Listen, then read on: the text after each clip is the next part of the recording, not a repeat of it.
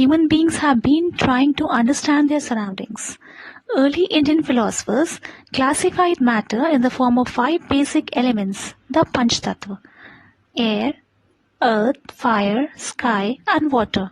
According to them, everything, living or non-living, was made up of 5 basic elements. Ancient Greek philosophers had arrived at a similar classification of matter. Modern-day scientists have evolved 2 types of classification of matter based on their physical properties and chemical nature. So in this chapter, we shall learn about matter based on its physical properties.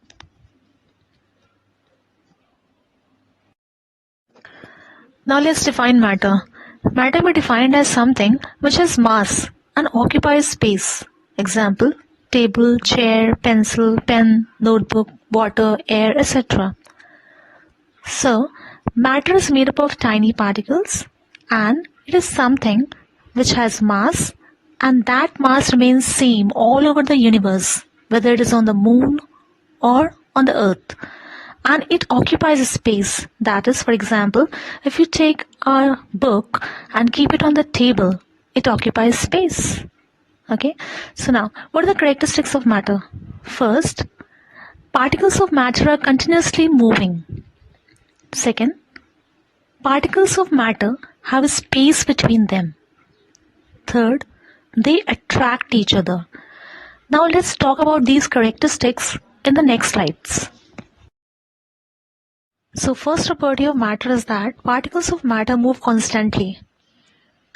We can say that they show Brownian motion. Brownian motion is a rapid, random, and continuous motion of very fine and solid particles.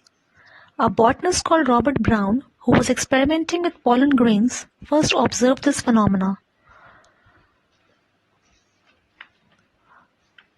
Example: the smell of food being cooked in the kitchen reaches us even from a considerable distance.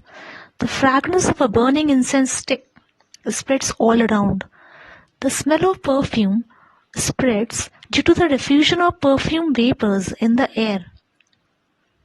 These examples clearly exhibit the fact that particles of matter move constantly. One more example we can give here. When food color is added to a liquid, the entire liquid appears to be of the same color as that of the food. This is due to diffusion. So now, how we can define diffusion? Diffusion can be understood as a net movement of particles from a region of higher concentration to a region of lower concentration as a result of the random motion of the particles. Diffusion occurs in gases, liquids, and solids. So on increasing the temperature, the kinetic energy of these particles increases. They move faster. It is maximum in gases, little less in liquids, and minimum in solids. Now let's understand the second property of matter, that is, particles have spaces between them. This can be understood by a very fine example. Take a glass of water, add some sugar in it. You will see that there is no change in the volume of water. Why this happens? Where does the sugar go? These particles of sugar go into the spaces between the various particles of water, due to which there is no change in the volume of water. Thus, it can be ascertained that there are spaces between the particles of water, and the particles of sugar take up these vacant spaces. Similarly, we can take camphor or salt apart from sugar and do the similar experiment. We see that there is no change in the volume of water. So we can say that particles have spaces between them. And the order of spaces between the particles is maximum in gases, followed by liquids and solids. Now the third property of matter is particles of matter are attracted towards each other. There is a force that acts on the particulate matter that keeps it together. Some substances exist as gases, some others exist as solid crystals and do not break easily, and others exist as liquids. The magnitude of the force of attraction varies from one state of matter to another. That is, it depends on the nature of the matter. Particles of solids have the strongest force of attraction, followed by those of liquids and gases. You can do an activity. Take a piece of chalk, a cube of ice, and an iron nail and beat them with a hammer. Note down your observations. Which substance breaks down easily? Which substance gets deformed on beating?